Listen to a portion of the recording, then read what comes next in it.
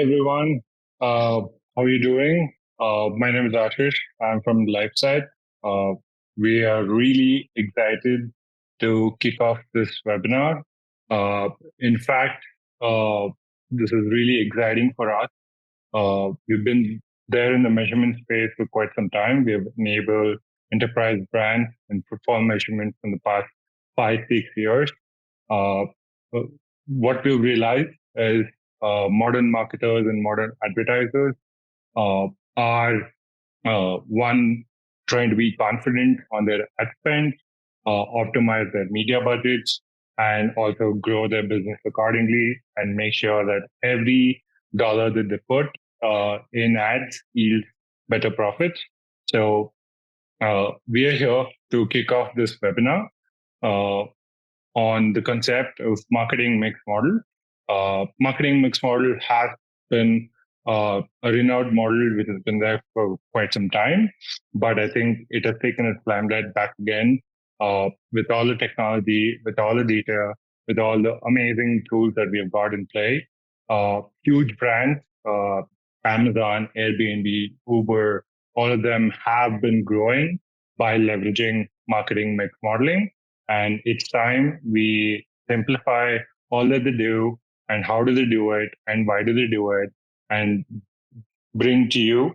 And that's why we're here, right? So really excited to have our speakers. Today we have 𝗦𝗶𝗶𝗺𝗽𝗶𝗆. She has been primarily working with retail and e-commerce brands for quite some time. She has immense experience in the ad tech and the martech space. We also have Rajiv, who is the co-founder and VP of products at Lifesight. He has been at the core of technology, data, innovation, and enabling modern advertisers and marketers for their measurement, for engagement, and their growth. We also have today Shubham Jain, who is a marketing mix modeling expert at Lifesight and also a product manager. So thank you so much for coming here again. We are here to answer any questions that you might have regarding your marketing measurements, any challenges that you're facing when it comes to running your ad and getting profit. So feel free to drop in your questions. Feel free to use the chat, introduce yourself, and let's make it a very engaging session. Over to you, Joanne.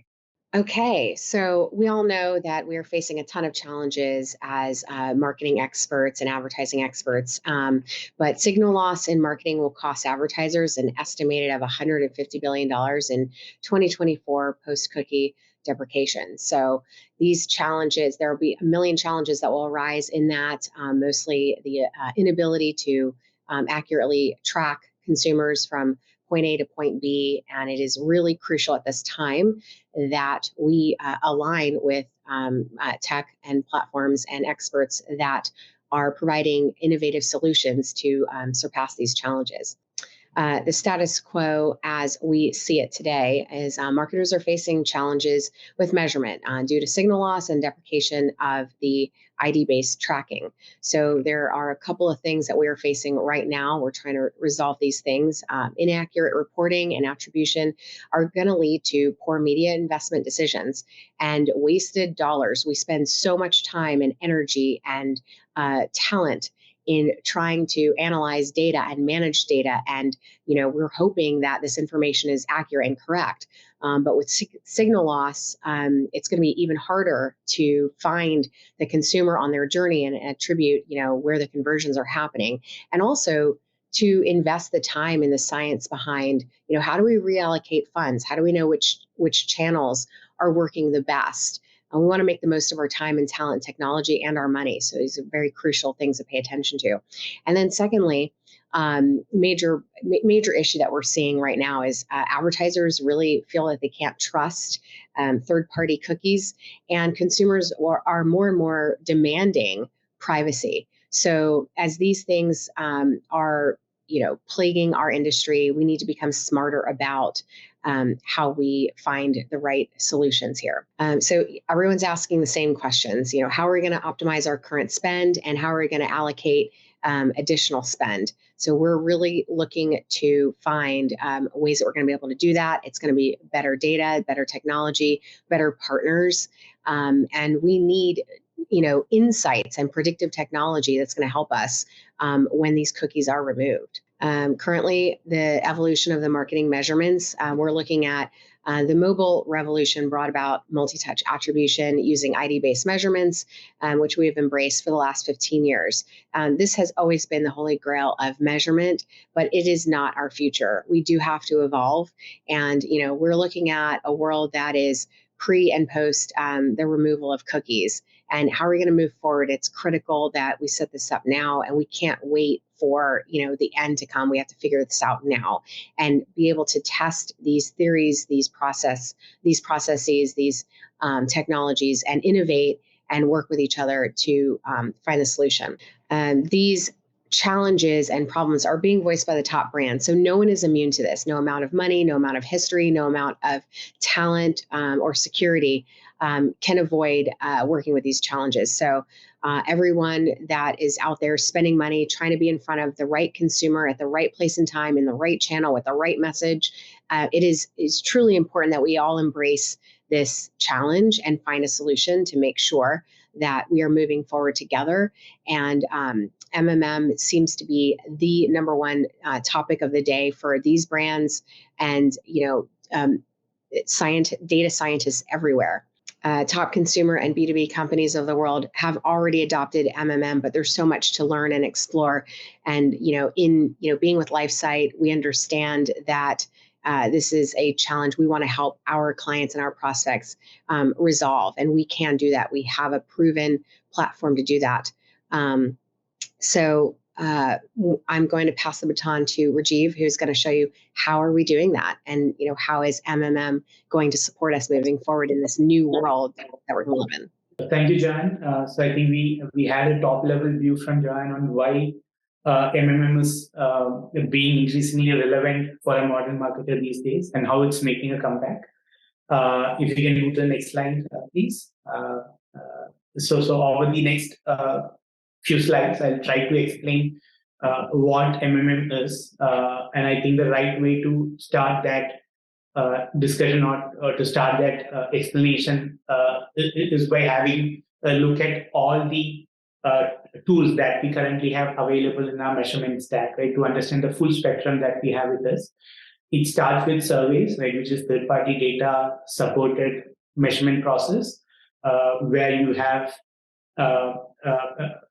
which includes panel surveys, how do you hear about us kind of surveys, customer interviews, and things like that. These are essentially third-party data supported measurement mechanism.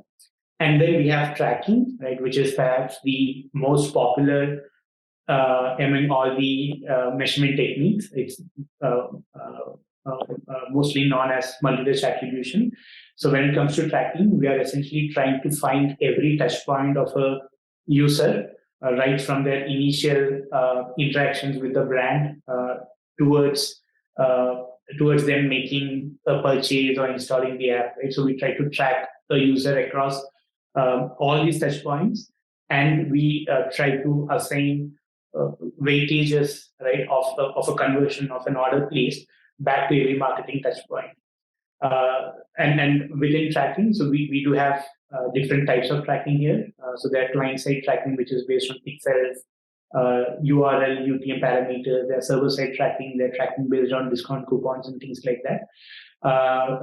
And tracking has got its own utilities, right? It helps you make a lot of short-term optimization decisions. It helps you compare your campaigns in real time and let you make a lot of decisions that makes you do the right ad decisions and makes you decide where to spend the money over short term.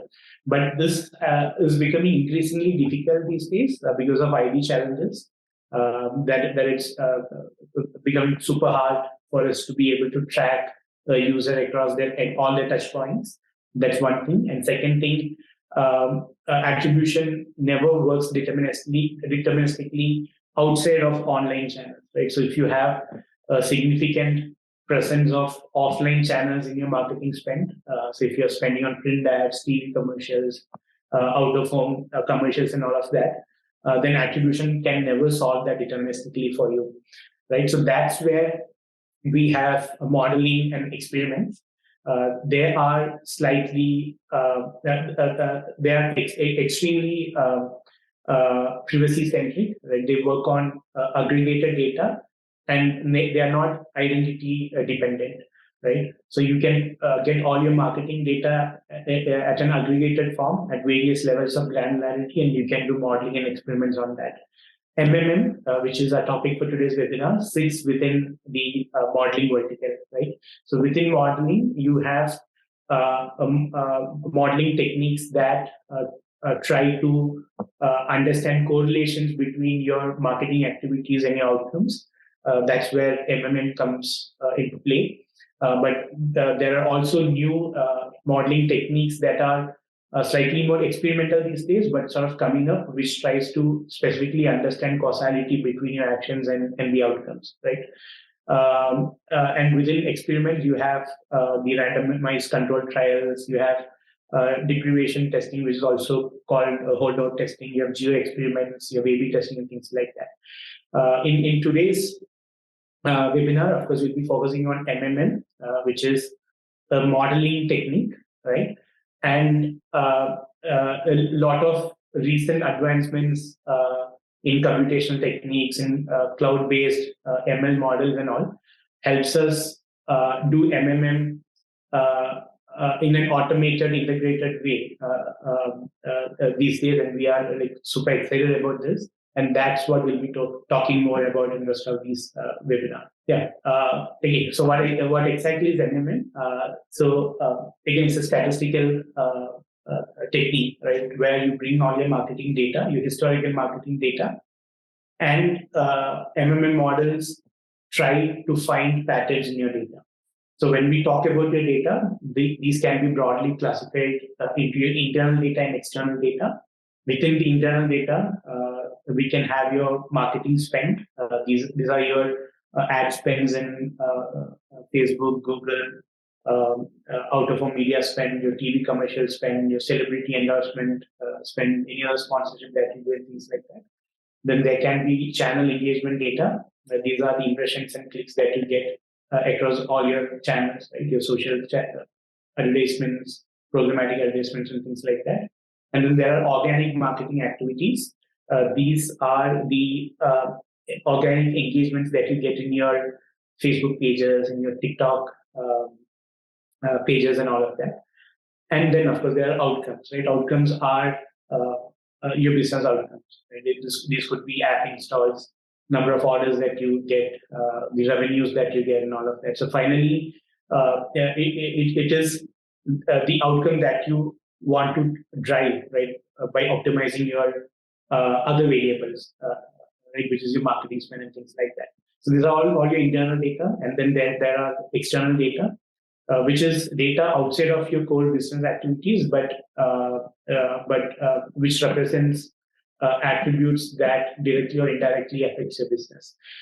So what you've listed here is a small subset of what can potentially be the external data that could influence your business. These are competitor data, micro and macroeconomic factors, pandemics, other seasonality and holiday information, right? So all this data which could potentially impact your business. So we could bring all this data together and feed that into your MMM model. And what the model tries to do is it looks at all your historical data and it tries to find patterns in that particular data. So this is where I think it makes sense for us to sort of do a short comparison between what MMM and MTA is, right? So MTA uses real-time individual level data to build a correlation, right? And this is very deterministic correlation between marketing touchpoints and conversions, right? And it is designed to understand very granular performance, the performance at a very granular level, and it's specifically used for the marketer to make real-time optimizations. Whereas for MMM, you will have to feed it with historical data. We will talk more about the right look back that has to be fed into the model and things like that. But it's based on historical data, and it is used to make slightly more strategic decisions. Right? It's not. It can't be used to decide whether you should stop spending on a particular creative or not. Right? So an MMM won't help you with that, but it can help you with decisions such as how much more should I spend on Facebook vis-a-vis TikTok so that I get better outcomes. Right? Again, we'll dive more into the how of MMM in the subsequent slides. But I hope this gives you a top level understanding about how MMM consumes the data, how it's different. So this is perhaps 3 stages of MMM. It starts with collecting all your relevant data that could potentially impact your business outcome. Then you apply certain statistical techniques. There are 2 or 3 very common techniques that can go into understanding the patterns in your data and looking into data so as to be able to explain the outcomes that you have seen historically. And with all this information, you can first thing you can understand from where you have been getting over the past 6 months or 1 year, from which channels you have been getting most of your outcomes. You can also understand some incrementality, and most importantly, you can use this information to make certain budgeting decisions, right, into the future. Right. So these are 3 high-level stages on how you can use this, and what it helps you to solve for is this.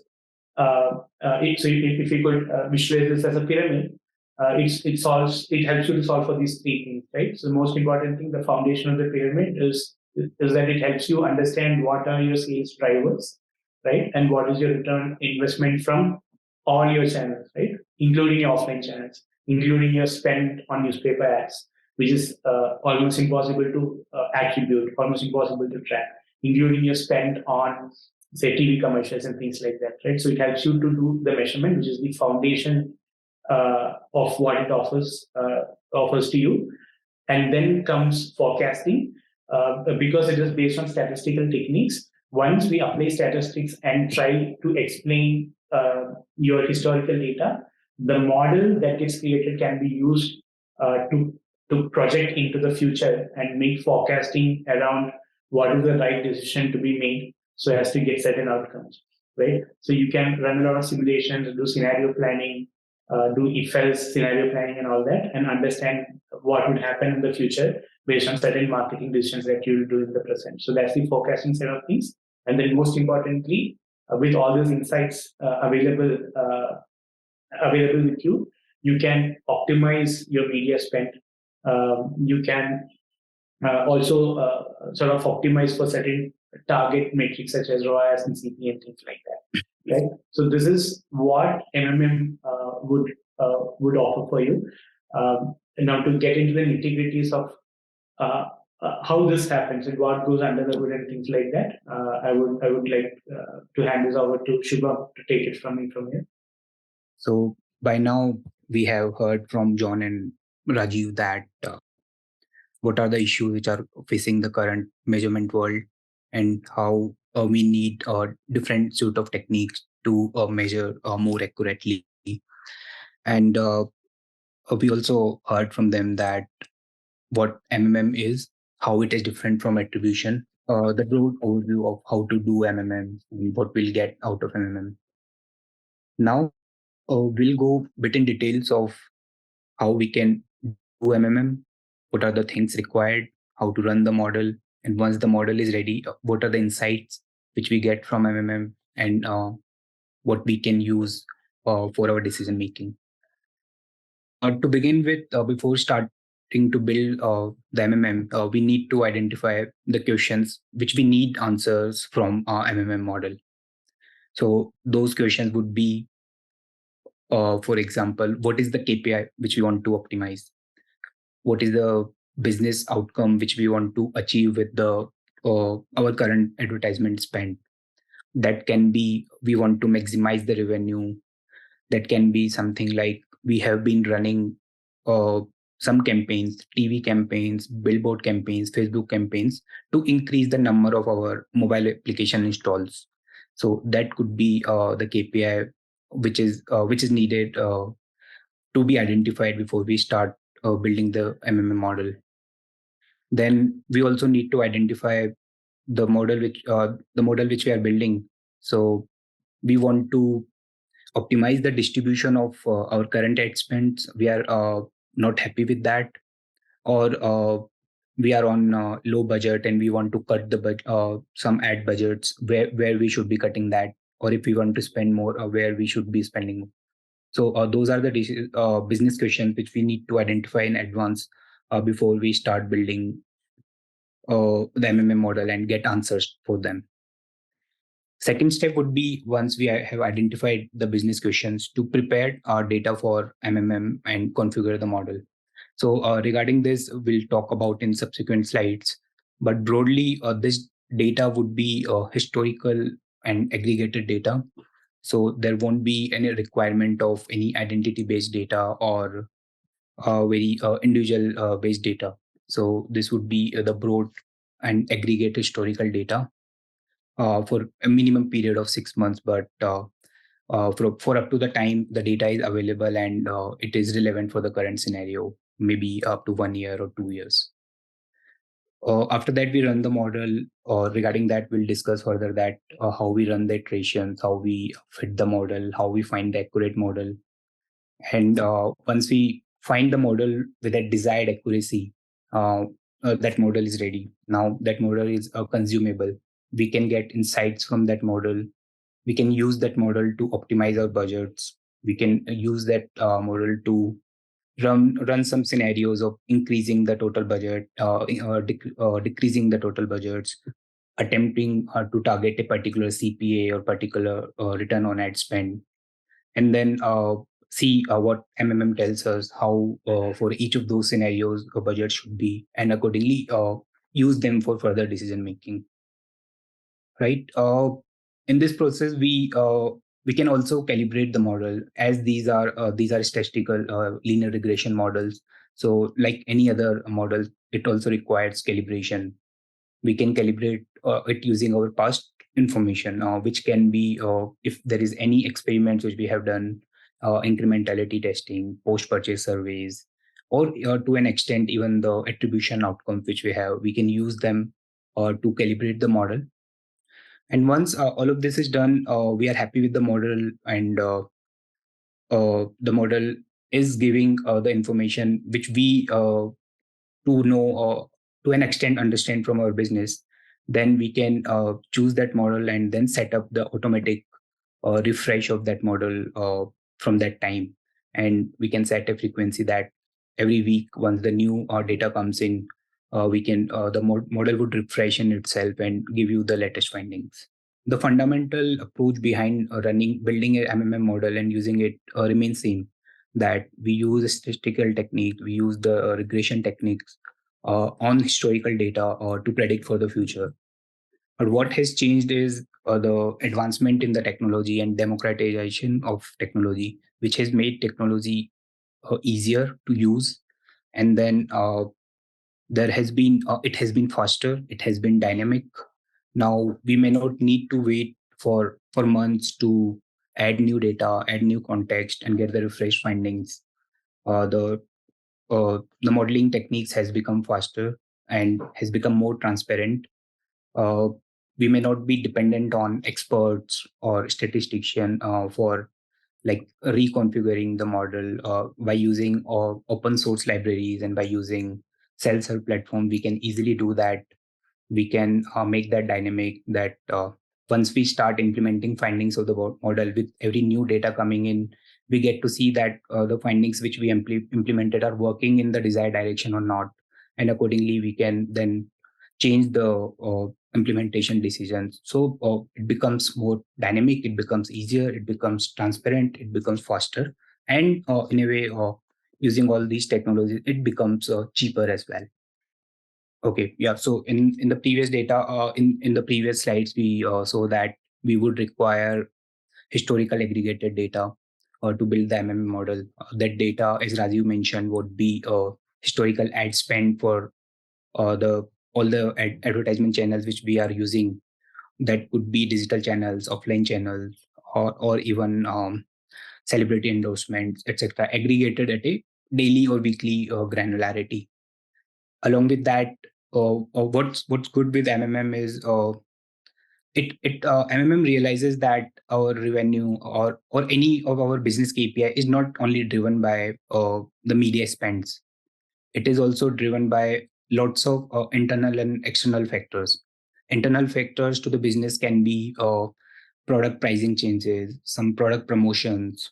It can be some organic marketing which we are doing via our social media channels, newsletters, or it could be external factors like seasonality, holiday seasons, economics, like how GDP has been going, effect of let's say what competitor has been doing, how competitor sales are going on.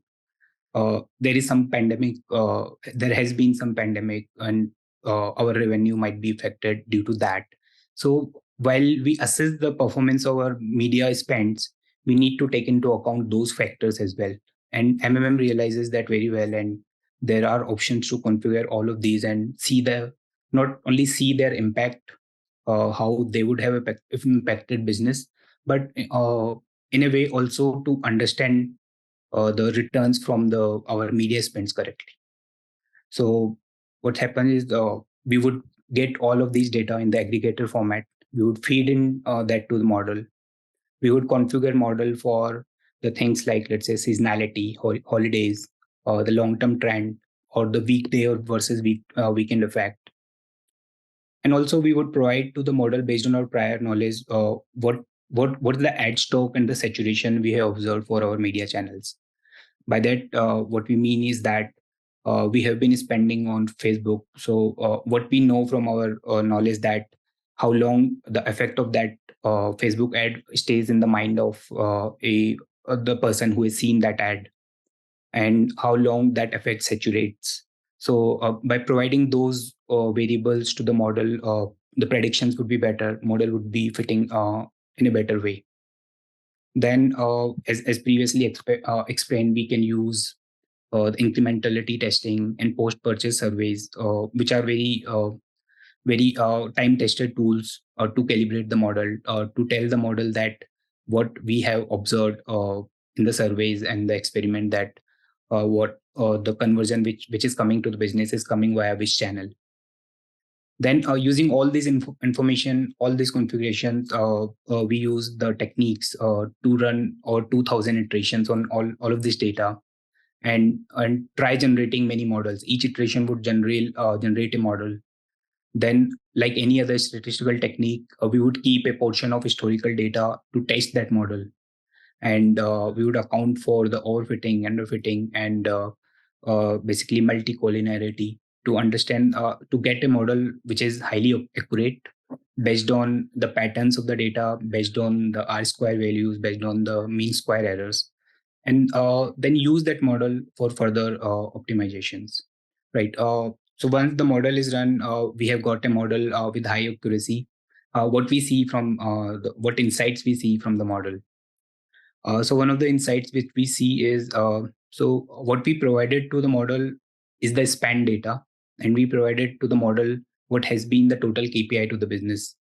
Now model, based on that those patterns, model tells us that from which paid ad platform, how much of that KPI we are driving.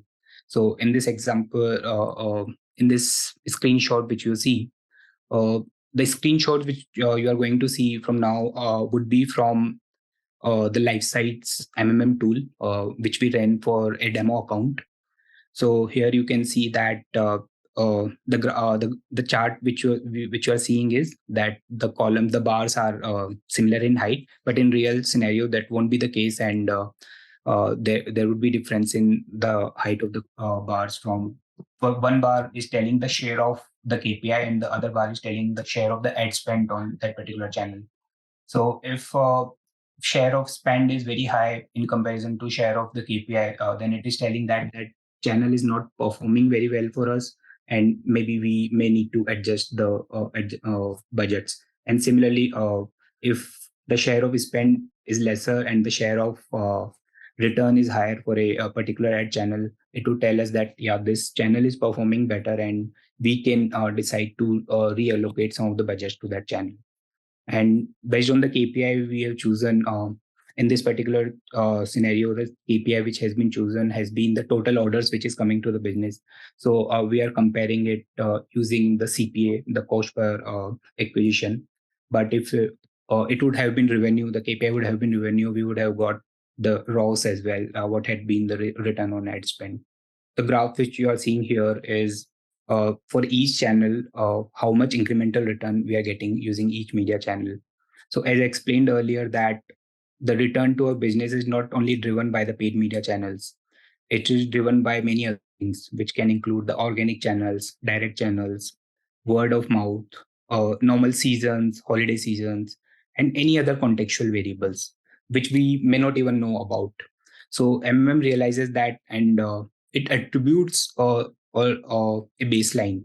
So it tells that there is a baseline revenue, or there is a baseline number of orders which the business is getting without any involvement of any paid media channel, and over and above the baseline, how much return we are getting using each channel.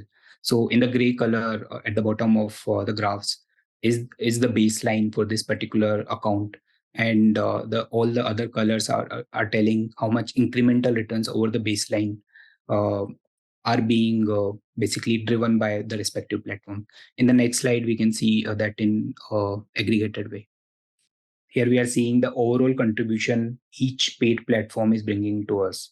So it is telling that we are having a baseline of 42%. That 42% contribution of the number of orders to this particular business is being driven by the factors which are non-media in nature. That could be the product pricing changes, or that could be the product promotion, discounts offering, that could be the brand equity, word of mouth, like that. And the remaining contribution, for example, here 11% is being driven by ads on LinkedIn, 9.7% on Pinterest, and so on.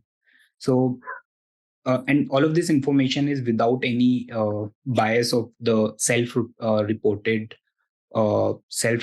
share of the platforms.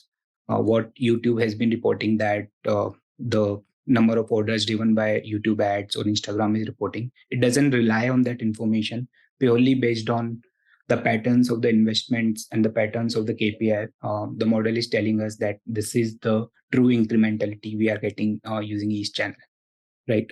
In this slide and next couple of slides, what we would see is a budget optimizer tool. So once we have got the model, we have seen its accuracy, we have seen some insights from it, and we see that those insights are making some sense to us.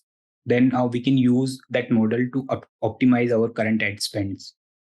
So in this particular screenshot, we are seeing is that a user has tried to increase to plan for a higher budget, like from 10% higher, and it is asking from the model to tell where it should be investing those extra 10%. And even without doing that, model would tell for 100% the same budget, a model would tell what should be the optimized distribution of the ad spends to get the maximum return. It would tell if it is required to reduce the budget on Instagram from current levels and to increase in TikTok from current levels. So it would tell that for a same budget as well, for a planned higher budget as well. And if you want to reduce the budget, let's say we are investing a particular amount, but we want to make some budget cuts. We want to reduce 90%. So where we should be reducing that budget optimally to basically get the same return or a higher return as well. In this scenario, we are seeing, and there is one more option to optimize the budgets. Let's say we are not satisfied with the CPA which we are having right now, or the ROAS which we are having right now. We can tell the model that from current 1.9 of CPA, we want to target a CPA of 1.75. We don't mind even if it is required to reduce ad spend to target that CPA, but we want to know that how much ad spend should be for a target CPA. Model would use the MMM model and tell what should be the distribution to have that particular CPA or ROS. Yeah, so this particular curve is the saturation or diminishing return curve. We all know that it's not like that if we keep spending in an ad channel, we would keep getting higher returns. There would be a saturation point or where basically the channel would start giving diminishing return. So to identify that point, we can try multiple scenarios. We can try reducing budget, increasing budget. We can try targeting a ROS and CPA, and our model would build these curves so that we can get the optimum point for our business where we should be investing in each platform to get most optimal returns. Yep. So this is a budget worksheet. As we saw in the previous two slides, that we are targeting multiple scenarios and reducing, increasing the budgets or the CP and ROS. So it would give us the budget worksheet for each scenario, that what are our current budgets for each platform, what model is recommending. The recommendation which you are seeing here is for the same level of budget. If we keep the total budget is same, for example, here you can see from 38,000 and the recommended budget is also 38,000. So if we keep total budget same, what should be the redistributed budgets? It is asking to reduce the Instagram budgets from 15,000 to 10,000. And similarly, it is asking to increase TikTok budgets from 7,000 to 11,000. And by making those changes from current incremental orders, which are 20,200, the business can, with the same budget, business can lead to 21,200 orders, where the CPA improves from 1.9 to 1.8. So this, for one scenario, you get this worksheet, and for the next scenario, you can try reducing even CPA from 1.8 to 1.7 and see the corresponding distribution of recommended budgets and predicted orders for that. So this is a very useful tool in that context to make the prediction, to do scenario planning. And these type of budget worksheet can be taken down for further decision making and so on. Yeah, so we have seen that MMM as a tool can work using historical aggregated data and gives the findings without any bias of the reported claims of the platforms, and without any need of the identity-based data or cookies. But is it the only tool which we need for measurements? Well, that's not the case, because we all know that measurement is a complex process and it does not have any perfect answers. So we always require multiple sound tools to evaluate our ad performance and to optimize our budgets.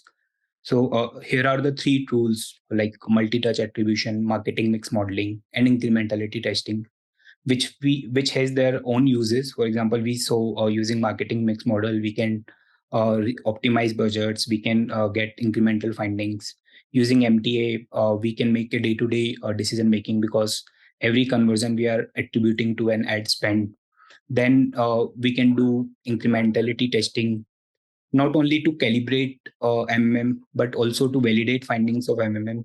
And also, if we want to make a major budget change, we would be wanting to test it in a particular geography, or we want to do the incremental lift testing of it. That can be done using incrementality testing.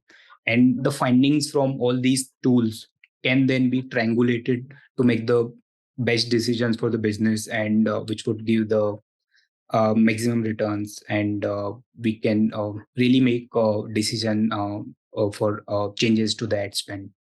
Yeah, so that was all on how and what we get from MMM. Now I pass on to John and Ashish for concluding the session. Okay, so we heard from our team experts, and we're really excited to bring this to the market. It's been active. We have a bunch of active clients with us, and we're excited to keep evangelizing MMM. We believe that this is the way of the future. We'd love to help all of you, and we look forward to you all reaching out, setting up time for one-to-one demos of our platform and discussions, and we're here to help. So let us know how we can do that. Ashish?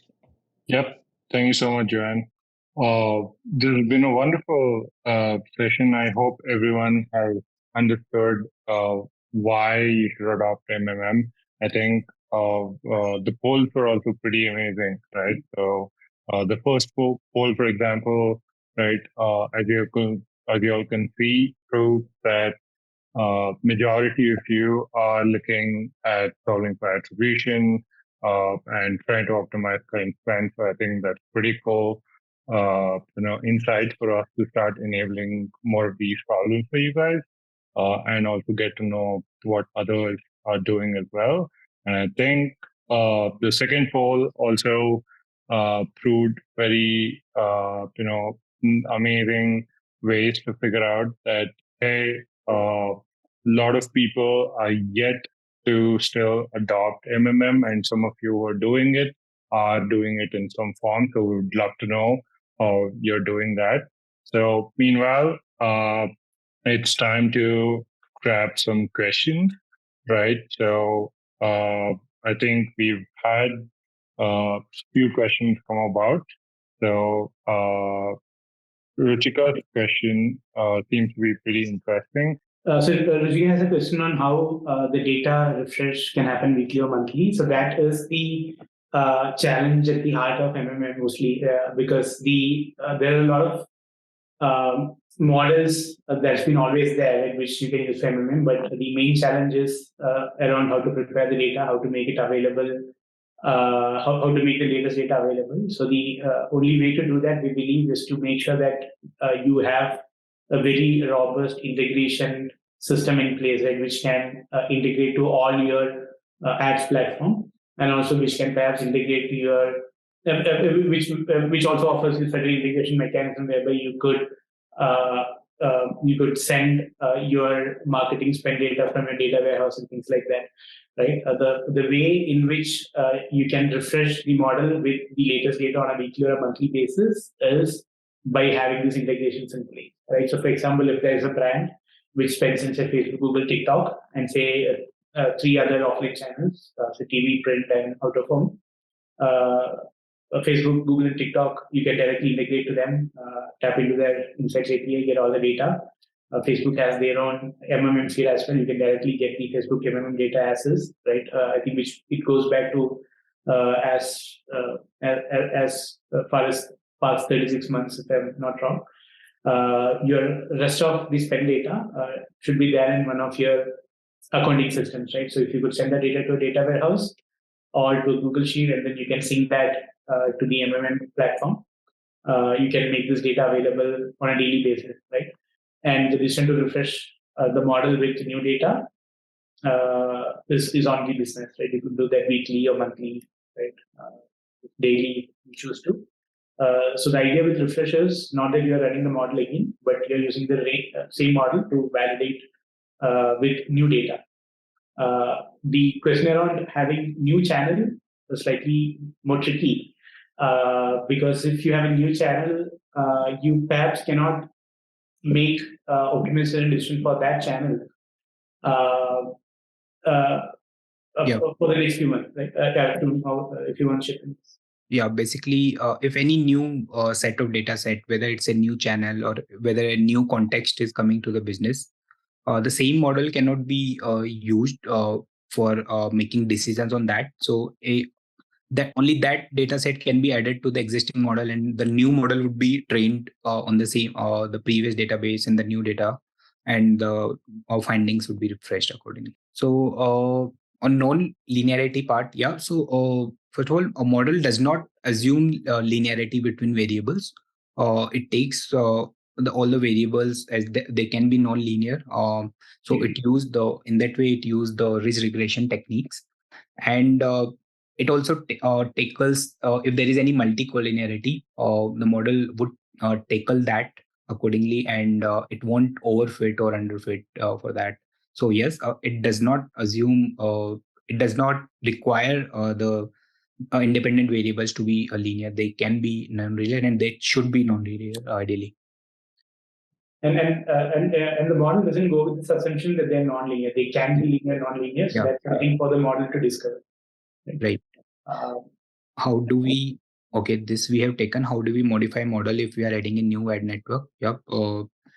A new model would be run for that basically, and the previous models would remain, and those can also be used, but with the new context and new network, a new model can be run. Does marketing spend optimization have multi-objectives, say X number of new users and at least $Y revenue? So currently, the optimization would be used to target one KPI with one model. So, but using the same ad spend data, using the same contextual variables, multiple models can be built for the different KPIs. So there can be one model which is to optimize the revenue. There can be another model which to optimize number of new users, number of returning users, application installs, number of store visits, and so on. Awesome. So I think we're good with the questions right now.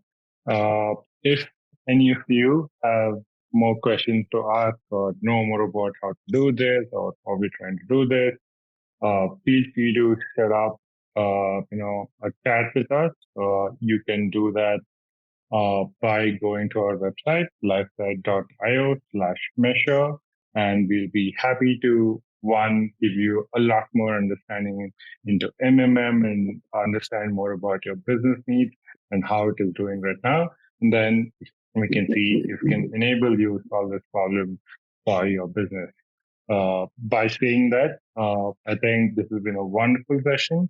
Hope everyone got a lot more clarity on what is MMM and how it can solve a lot of problems around allocating media budgets and scaling media budgets for your business. We in Lifesight are here to help you, to empower you moving forward by taking a modern approach to any measurement model out there. So thank you so much, everyone, for joining in. We will be definitely continuing and bringing more concepts in the measurement space moving forward. Meanwhile, feel free to follow us, feel free to set up a call, however works for you. This has been a wonderful session. Thank you, Joanne, Shubham, Rajiv, for all of your insights for all the attendees. And everyone else, let's drive the measurement space, right? Let's drive more brands, getting more value for every ad dollar for the revenue. That's the vision, that's the mission. Keep doing that. Lifesight is here to empower you in that journey. Thank you so much, everyone, for joining in. Have a great evening. Have a great night, wherever you are in the world.